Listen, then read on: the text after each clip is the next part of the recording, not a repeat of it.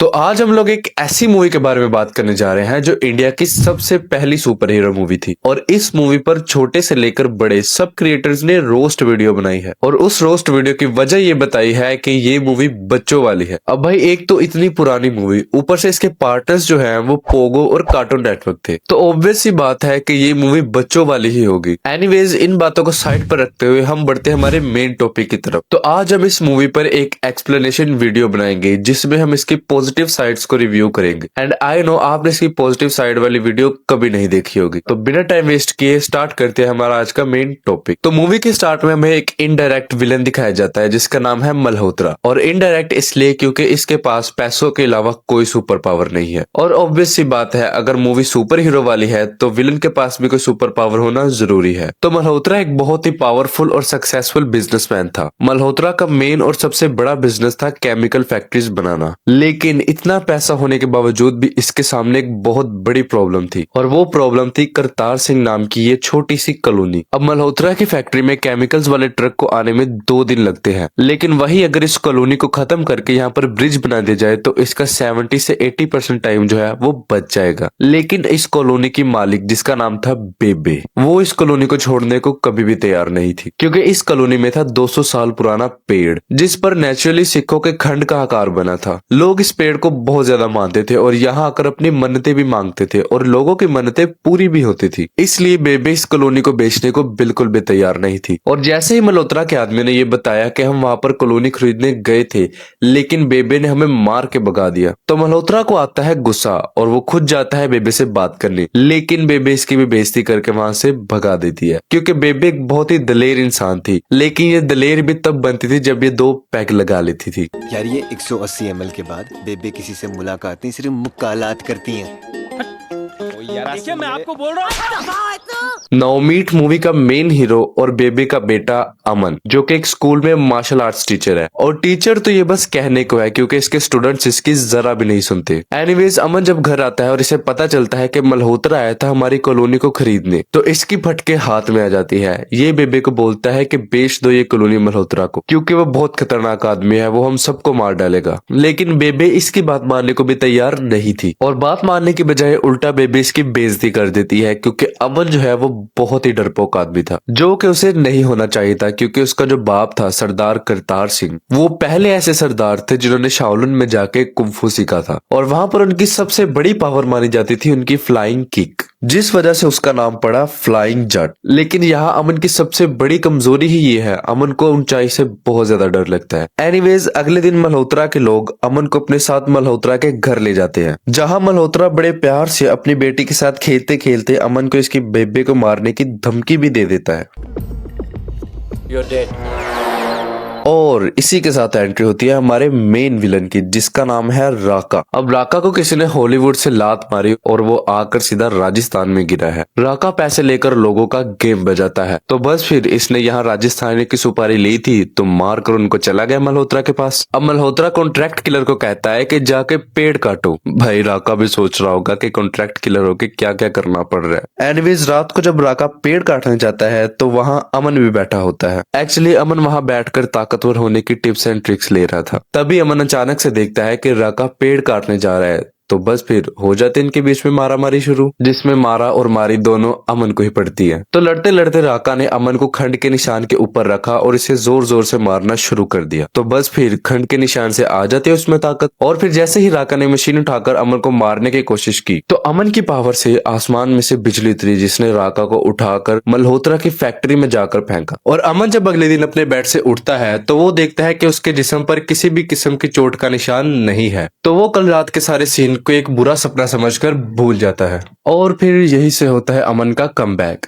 अमन के पास आ जाती हैं सुपर पावर्स, तो अगले दिन वो बच्चों के सामने अपनी सुपर पावर्स दिखाकर उनको इम्प्रेस कर लेता है। लेकिन अमन अभी भी शॉक था, उसको नहीं पता था कि उसके अंदर सुपर पावर्स आ चुकी हैं, और उसकी यही सुपर पावर्स देखकर बच्चे तो इम्प्रेस हो ही जाते हैं, लेकिन साथ में इम्प्रेस होती है हमारी मूवी की मेन हीरोइन, जिसका नाम था ईशा। और अमन की सुपर पावर्स में एक पावर ये भी थी कि वो जिस भी चीज को टच करता था वो उसके जैसा ही बन जाता था। जैसे स्कूल में इसने वायलिन को टच किया और ये वायलिन बजाने लग गया। एनीवेज दूसरी तरफ मल्होत्रा जो है वो राका राका को बहुत ढूंढ रहा था, लेकिन राका उसे नहीं मिलता क्योंकि राका को अमन की पावर्स ने मल्होत्रा की फैक्ट्री के वेस्ट में जाकर फेंक दिया था, तो इसलिए उसका मिलना बहुत मुश्किल था। तो मल्होत्रा के पास अब सिर्फ एक ही रास्ता था कि वो अमन को मरवा दे। तो फिर क्या, भेज दे उसने अपने आदमियों को अमन को मारने। लेकिन अमन जो है वो वहां पर सनी लियोनी की किताब को टच करके सनी लियोनी बन जाता है। अमन उनके सामने मुजरा कर रहा होता है, लेकिन जब उसे होश आती है तो मल्होत्रा के लोग उसे गोली मारने वाले होते हैं, लेकिन तभी वो अपनी पावर से इतनी तेज दौड़ता है कि उसका भाई भी ये देखकर बिल्कुल हैरान रह जाता है और साथ में उसे बहुत सी गोलियां भी लगती है, लेकिन उसे कुछ नहीं होता। और फिर भागते भागते जैसे ही वो अपनी कॉलोनी में अपनी बेबे के पास पहुंचते हैं तो अमन का भाई बेबे को ये सब बताता है कि इसके अंदर पावर्स आ गई हैं, इसको गोलियों का या किसी चीज का असर नहीं होता। लेकिन इसकी बेबे इस बात को मानने को तैयार नहीं थी,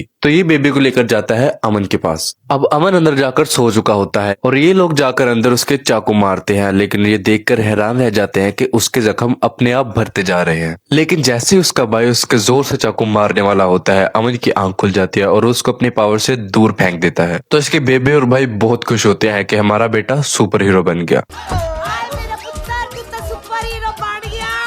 और तभी बेबे देखती है कि अमन के पीठ पर खंड का निशान छप चुका था और वो उसे देखकर बहुत हैरान हो जाते हैं। और ये सब देखकर बेबे उसे लेकर जाती है पेड़ के पास और जाकर वहां पर शुक्र करते हैं कि मेरे बेटे के अंदर सुपर पावर्स आई, अब इसका डर खत्म हो जाएगा। लेकिन तभी उसका भाई कुछ ये बोलता है, ये सब वाहिगुरु जी दी करनी है। उन्होंने ये सब शक्तियाँ तुझे इसलिए दी हैं ताकि तू बुराइयों से लड़ सके।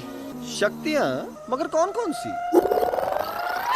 तो बस फिर अगले ही दिन से वो शुरू हो जाते हैं इसकी सुपर पावर्स देखने के, इसके पास कौन कौन सी पावर्स हैं। और फिर इसी गाने में आधी मूवी गुजर जाती है जिसमें ये लोग इस पर अलग अलग एक्सपेरिमेंट्स करते हैं, इसको अलग अलग कॉस्ट्यूम्स पहनाते हैं ताकि इस पर कोई अच्छा लगे और इसको अलग नाम मिल सके। लेकिन इस पर कोई भी कॉस्ट्यूम अच्छा नहीं लगता, तो फिर इसकी माँ इसके बाप का जो कॉस्ट्यूम है वो निकालती है और वो इसे सीकर देती है और जब ये पहनता है तो वो इस पर बहुत अच्छा लगता है। लेकिन उस कॉस्ट्यूम की एक चीज थी जो वो नहीं पहनना चाहता था और वो थी पग, क्योंकि अमन को बचपन से ही उसके दोस्तों ने बहुत ज्यादा तंग किया था और तंग इसको इसके सरदार होने की वजह से किया था, तो इसलिए इसका इन चीजों से विश्वास उठ चुका था और ये सरदार लफ्ज से बहुत ज्यादा नफरत करता था। तो इसलिए ये अपनी बेबे को पग पहनने से मना कर देता है। तो इसकी बेबे कहती है कि ठीक है, अगर तुम उसकी पग नहीं पहन सकते तो मेरे कहने पर उसका नाम रख लो, और तभी से इसका नाम पड़ा फ्लाइंग जाट। अब अमन सुपर हीरो तो बन गया है, लेकिन इसका ऊंचाई से डर अभी भी नहीं गया, इसलिए ये जमीन से सिर्फ 2-3 फीट ऊपर ही उड़ता है। और फिर कॉस्ट्यूम पहनकर ये अपनी बेबे का आशीर्वाद लेकर लेट जाता है। तो इसकी बेबे से कहती है कि अब तुम सुपर हीरो हो, जाकर लोगों की मदद करो, उनकी जानें बचाओ। तो ये बेबे की बात सुनकर चला जाता है बाहर और वहां पर इसे कुत्ते पड़ जाते हैं, तो ये उनसे अपनी जान बचाकर भागता है। और ऐसे इसके साथ 2-3 कांड और होते हैं, जिसके बाद ये बिल्कुल निराश हो जाता है और इसका सुपर हीरो बनने से बिल्कुल दिल उठ जाता है। लेकिन जैसे ये थक कर घर आकर बैठता है तो ये न्यूज में देखता है कि कुछ गुंडों ने एक बिल्डिंग को हाईजैक कर लिया है। तो बस फिर जाग जाता है इसके अंदर का सुपर हीरो, तो ये चला जाता है वहां पर सबको बचाने के लिए। और वहां पर इसकी एंट्री बहुत खतरनाक होती है, ये देखो जरा। और जैसी इसकी खतरनाक एंट्री थी, इससे भी ज्यादा खतरनाक तरीके से ये अंदर गुंडों को मारता है।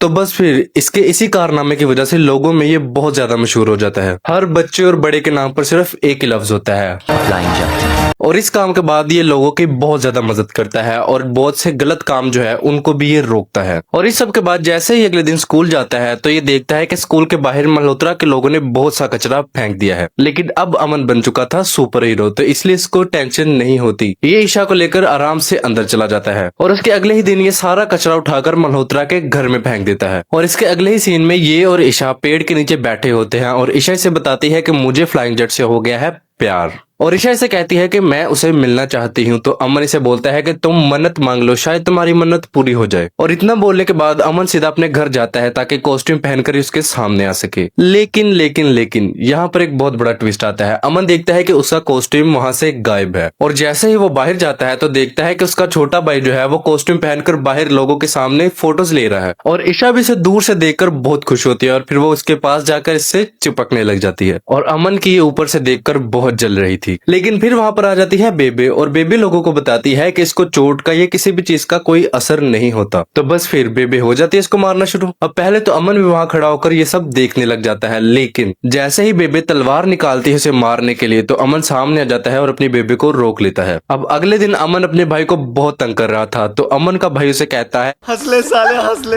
मेरी ना तुझे बदुआ लगेगी। हर शेर का ना सवा शेर होता है बेटे, कोई ना कोई तो होगा जो तुझे सबक सिखाएगा। तो इतनी सी बात थी कि राका आ गया वापस, क्योंकि अब राका के अंदर भी सुपर पावर्स आ चुकी थी। और सुपर पावर्स ऐसे आई थी कि जब इन दोनों की लड़ाई हुई थी पेड़ के पास, तो ऊपर से जो पावर वाली बिजली गिरी थी वो इन दोनों पर पड़ी थी। तो ऑब्वियस सी बात है कि पावर्स दोनों में आनी थी। तो राका की जो पावर्स थी वो फ्लाइंग जेट से बिल्कुल डिफरेंट थी, क्योंकि फ्लाइंग जेट को जो पावर मिलती है वो मिलती है नेचर से, लेकिन राका को जो पावर मिलती है वो मिलती है पोल्यूशन से। तो राका जब पोल्यूशन में इतने दिन रहकर मल्होत्रा के पास जाता है तो वो इसे देखकर हैरान रह जाता है कि इतने दिन ये इतने बड़े और ज्यादा पोल्यूशन वाली जगह पर रहा है, लेकिन फिर भी ये जिंदा है और इसे कुछ नहीं हुआ, और उल्टा इसके पास बहुत सी सुपर पावर्स आ चुकी हैं। तो मल्होत्रा इसे पहले देखकर बहुत खुश होता है और ये इसे कहता है कि अब तुम्हारी पावर्स के जरिए हम इस दुनिया पर राज करेंगे। तो अगले दिन फ्लाइंग जेट जो है वो सब्जी लेने एक मार्केट में रुकता है और वहां इसे मिल जाती है ईशा, क्योंकि वो बहुत चिपकू है इसलिए हर जगह मिल जाती है। एनीवेज ये दोनों वहां मार्केट में बातें कर ही रहे होते हैं कि वहां पर आ जाता है राका।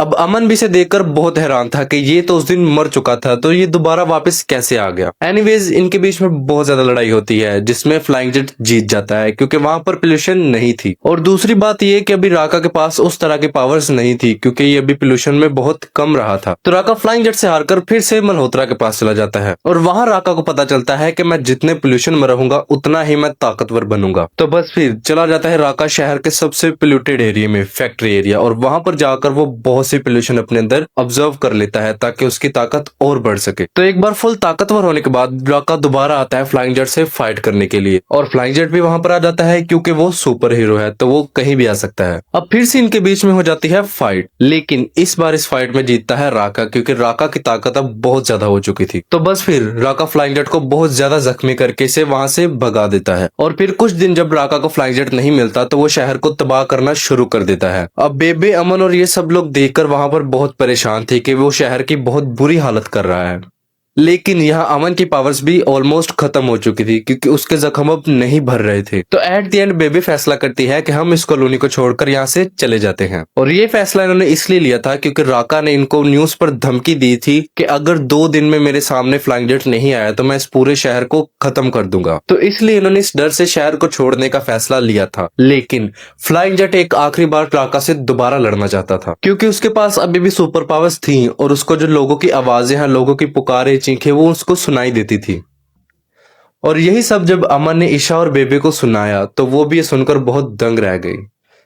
तो फाइनली यहाँ आती है मूवी की लास्ट फाइट, और लास्ट फाइट जो है वो अमन लड़ता है सिख बनकर। आई नो वो पहले भी सिख था, लेकिन इस बार अमन जो है वो पग पहनकर फाइट करता है। और जैसा कि उसकी बेबे ने बोला था कि सिखों की सबसे बड़ी ताकत ही उनकी पग होती है, जिससे उनकी पहचान होती है। तो बस फिर पग पहनते ही उसके पास आ जाती है बहुत ज्यादा पावर्स। तो इन्हीं पावर के साथ राका जो है वो फ्लाइंग जेट से बहुत देर फाइट करता है, लेकिन वो नहीं जीत पा रहा था। तो फ्लाइंग जेट जो है वो उसे शहर के पोल्यूशन से अपने गाँव में ले आता है ताकि वो थोड़ा और कमजोर हो जाए, और यहाँ लाते ही वो उसे ऐसी किक मारता है कि वो सीधा जाकर चांद पर गिरता है। आई नो ये बात थोड़ी सी सेंसलेस थी, बट यार उस तरीके से देखो कि ये मूवी बच्चों वाली है। तो अमन जब राका को चांद पर ले जाता है तो इसकी पावर बिल्कुल खत्म हो जाती है, क्योंकि राका को पावर मिलती थी सिर्फ और सिर्फ पोल्यूशन से। तो स्पेस में बिल्कुल भी पोल्यूशन नहीं होता, तो ये राका को अपने एक ही पंच से हरा देता है, और यही जो है वो पोल्यूशन खत्म हो जाती है मूवी में। रियल लाइफ में तो कभी नहीं हो सकती। और ऐसे ही ये मूवी एंड हो जाती है। तो अगर आपको ये वीडियो अच्छी लगी तो लाइक और सब्सक्राइब जरूर करना, और मुझे ये भी बताना कि नेक्स्ट वीडियो में किस मूवी पर बनाऊं। तब तक के लिए